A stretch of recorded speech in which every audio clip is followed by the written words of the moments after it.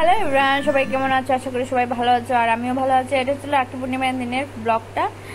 সবটাই ফুটেজ আমি একসাথেই অ্যাড করে নিয়েছি, কারণ ছোটো ছোটো ফুটেজ রেডি করে নিয়েছিলাম। তারপর এটা হচ্ছে পরের দিনের ব্লগটা বলতে ভিডিওটা। ওই দিনে আমরা পিঠা বানিয়েছিলাম, সবার গরিব পিঠা হয়েছিল। তো বাপি আমাকে বলছিল নারকেল দিয়ে দেবো তোকে, তুই একটু পিঠা বানিয়ে নে। তো আমি বললাম আচ্ছা ঠিক আছে, অসুবিধা নেই। আর আমাকে কেউ একটু কিছু বললে আর আমি না বানিয়ে আমি কখনো পারি না, সত্যি কথা বলতে কি। তো তারপর এই দিনে আমি গুড়িটা দেখো গ্রাইন্ডার করে নিচ্ছি ভালোভাবে।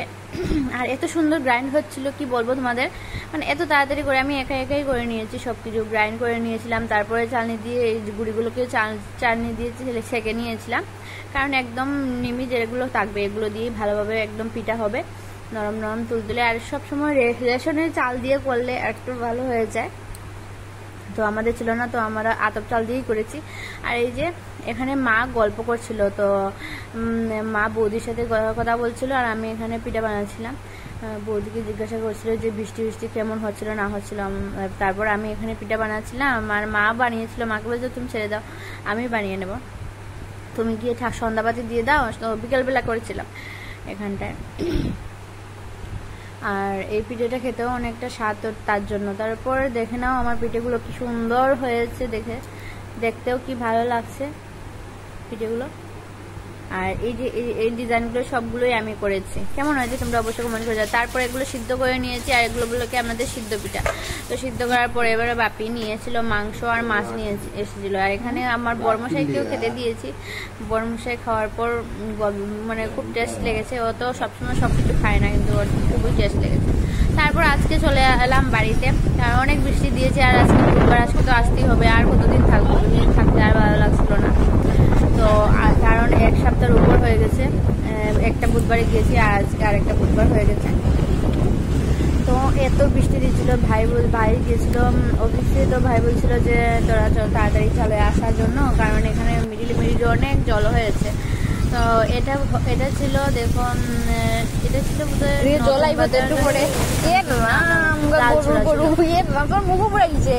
সব জায়গায় জল, নতুন জল আলচরা সব জায়গায় জল হয়েছে। একটু পরে আরো বেশি জল বেড়ে যাবে, কারণ স্পিডটা বেড়ে যাচ্ছিল। তো আমরা একটা টাইমে চলে এসেছি, না হলে আমরাও আটকে যেতাম, কারণ স্কুটি নিয়ে আসাটা টাফ হয়ে। দেখতে পাচ্ছ সাইডটাই জলে ভর্তি হয়েছিল, জল যাচ্ছিল। স্পিডটা একটু কম ছিল, কারণ একটু পরে এখন বেড়ে যাবে। তো যে টাইমটা এসেছি ভালোভাবে এসেছি। এই জায়গাটা সোনার বাসা বলে, এই যে সামনে আরো স্রোত, যত টাইম যাচ্ছে ততটুকু বাড়ছে। আস্তে আস্তে আর একটু বেশি। আর এটা হচ্ছে তোমার ওই ঠাকুরবাড়ি পার হয়ে এই জায়গাটা।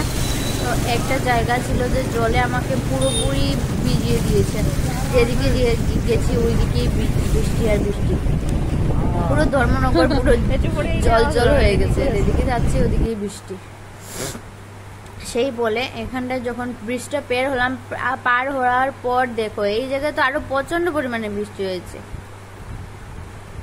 এখানে স্যুটটা তোমরা দেখতেই পাচ্ছ মোবাইল দিয়ে, কারণ হেঁটে যাওয়া ঠিক আছে, কিন্তু আমরা একটু আগেই বাড়ি চলে এসেছি। আর আসার পর তারপরে অনেক কাজ ছিল, কাজ টাজ করে নিলাম। আর আমার রান্নাঘরে যা হয়েছে, মানে একটা বড় ইঁদুর ঢুকেছে, ইঁদুরের সাথে দুটো বাচ্চা নিয়ে ঢুকেছে। কিছু তো খাওয়ার ছিল না, আজারি আমার ঘরটাও নোংরা করে দিয়ে চলে গেছে, আর ঘরে দুর্গন্ধ ছিল। তারপর ঘরটাও সে পরিষ্কার করলো, আমিও পরিষ্কার করলাম যা একটু পরই। তারপর আমি স্নান করলাম, স্নান টান করে ঝাড়ুটাও দিয়ে স্নান টান করে এসে তারপর আমি ঠাকুরটাও দিয়ে দিয়েছি। আর ও বাকি যা কাজ আছে ও করে নিয়েছে। আর কি বলবো, বাড়িতে আসার পর মানে ভালো লাগছে না, কারণ অতদিন ছিলাম এখানে, কারণ অনেক দিন থেকেছি। আর এভাবে আমি থাকিনি, সত্যি কথা বলবো যেভাবে। তো এইবার অনেকদিন থেকে গিয়েছি। তো বাড়িতেও চিৎকার চেঁচামেচি, আমি তো সবসময় চিৎকার চেঁচামেচি পছন্দ করি, সবসময় করি। তো কালকে বলছে যাওয়ার পর বাড়িটা খালি খালি লাগবে, কষ্ট তো হবে, কিছু করার নেই,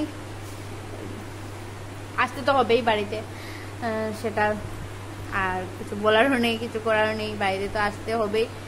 কতদিন আর থাকবো, হার্ডলি আর এখানেও ওর খাবারের প্রবলেম হচ্ছিল প্রচণ্ড পরিমাণে, ও খেতে পারছিল না।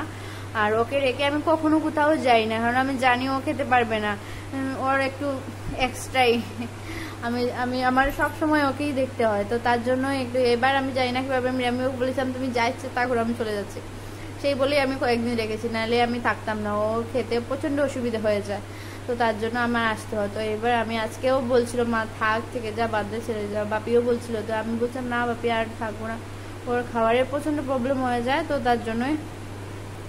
সো 8 দিন হয়েছে, এক বুধবার গিয়েছি আর এক বুধবার এসেছি, তো ওকে সবার মন খারাপ হবে, কিছু করার নেই। হ্যাঁ হ্যাঁ এটা তো বলেই, অনেকদিন পরে এভাবে থেকেছি, মানে আমি এভাবে কখনো থাকি না, কারণ থাকি না ওর জন্যই বেশিরভাগ আমি থাকি না, নাহলে আমি থাকতাম। মানুষ ছোটো বাচ্চারার জন্য থাকে না, কিন্তু আমার নয়, আমি বড় বড় মানুষের জন্য আমি থাকছি না, ওর খাবারের প্রবলেম হয়ে যায়। তো okay thank you so much আমার ব্লগ দেওয়ার জন্য। তো ওকে টাটা বাই বাই, আবার নেক্সট ব্লগে তোমার সাথে অনেক দেখা হবে, কথা হবে আর কি। আর বৃষ্টি তো মজা এনজয় করো, অনেকের কষ্ট হচ্ছে, অনেকের খুশি লাগছে, তো খুশি দুঃখ নিয়েই তো জীবন, তাই না? তো টাটা বাই বাই।